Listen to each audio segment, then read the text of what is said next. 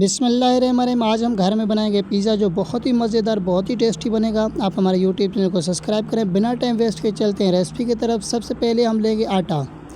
ये वही आटा है जो हम घर में यूज़ करते हैं। एक कटोरी मैंने आटे के लिए है। उसके बाद में मैं डालूँगा इसमें आधा चम्मच चीनी और आधा चम्मच डालूँगा नमक, आधा चम्मच डालूँगा बेकिंग सोडा और आधा चम्मच डालूँगा बेकिंग पाउडर और अच्छी तरह से मिक्स करूँगा, क्योंकि ये वही चीज़ें हैं जो ऑलमोस्ट हम बाहर से खाते हैं। आपको अपना भाई घर में सिखाएगा बनाना, बहुत ही आसान है, कोई मुश्किल नहीं। अच्छी तरह से मिक्स करके हम इसमें डालेंगे 2 चम्मच, जो बड़े चम्मच होते हैं 2 चम्मच दही के डालेंगे। थोड़ा सा पानी डाल के हम डालेंगे तकरीबन 1.5 से 2 चम्मच इतना ऑयल। ज़्यादा ऑयल नहीं डालना, 1.5 से 2 चम्मच। और हम इसको करेंगे मिक्स और गूँधेंगे। हल्का हल्का पानी भी डालते रहेंगे जब तक आटा हमारा मुकम्मल हम गूँध लेंगे। देखें इस तरीके से, ना नरम हो ना ही इतना सख्त हो। हम थोड़ा सा ऑयल लेंगे, हाथों पे भी लगाएंगे और इस बर्तन में भी लगाएंगे जिसमें हम आटा गूँध रहे हैं। और अच्छी तरह से आटा हमें गूँधना है।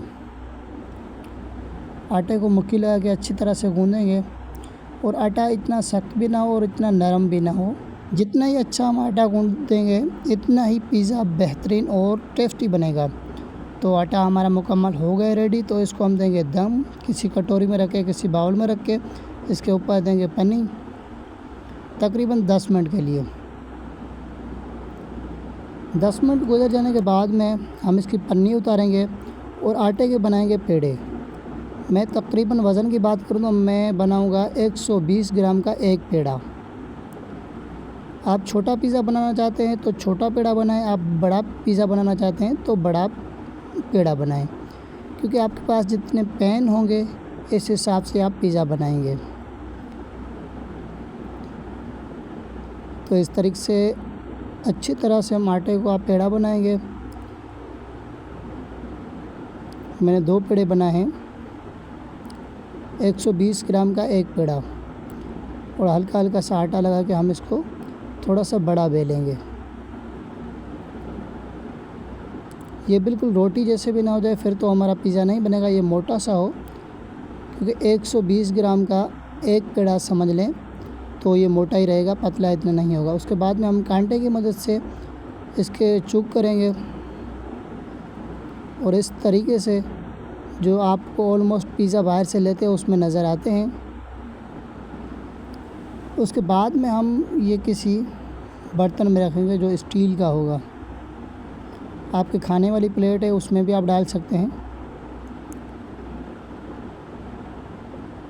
हल्का हल्का सा हम इसको दबाएंगे। इनके जो बाहर वाले हिस्से होते हैं वो थोड़ा सा मोटे रह जाते हैं, क्योंकि ये जो पिज़्ज़ा की रोटी बनती है वो वैसे ही मोटी होती है। कच्चा न रहे इस वजह से मैं दबा रहा हूँ। उसके बाद में हम लेंगे एक बड़ा सा पतीला। पतीले में डालेंगे नमक, तकरीबन आधी थैली मैंने नमक की डाल दी है। उसके बाद में हम डालेंगे इसमें सेंचा। हमारे घर में सेंचे होते हैं, हम कोई भी चीज़ स्टीम में बनाते तो उसके लिए सेंचे होते हैं, वो सेंचा डाल के उसके बाद में जो हमने प्लेट में रोटी रखी थी पिज़्ज़ा वाली वो डालेंगे और देंगे ढक्कन तकरीबन 10 मिनट के लिए। 10 मिनट के बाद में हम इसका ढक्कन खोलेंगे और फिर देखेंगे कितनी रोटी हमारी जो पिज़्ज़ा की है वो पक चुकी है।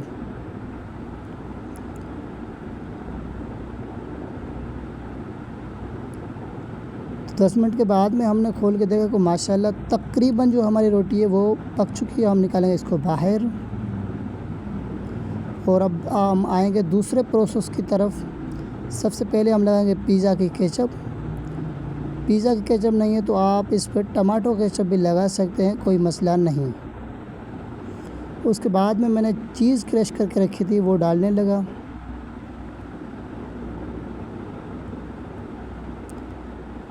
अच्छी तरह से चीज़ लगानी है, क्योंकि जो पिज़्ज़ा होता है वो चीज़ से ही अच्छा लगता है। उसके बाद में आप कोई भी सब्ज़ी है वो डाल सकते हैं। मेरे पास कॉर्न थे, वो अच्छी तरह से मैंने धोए, वो डालने लगा। और उसके बाद में शिमला मिर्च, हरी वाली और लाल वाली दोनों ही।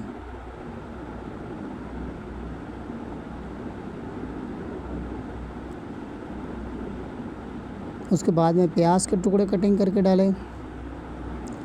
اس کے اوپر پھر چیز ڈالی،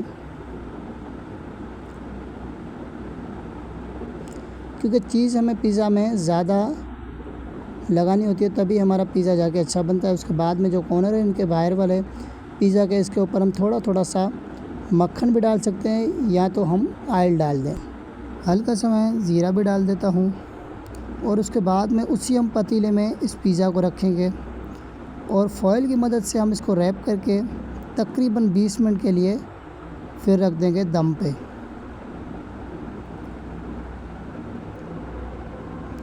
20 منٹ کے بعد میں ہم کھولیں گے، دیکھیں گے کہ ہمارا پیزا کس حد تک پہنچا ہے۔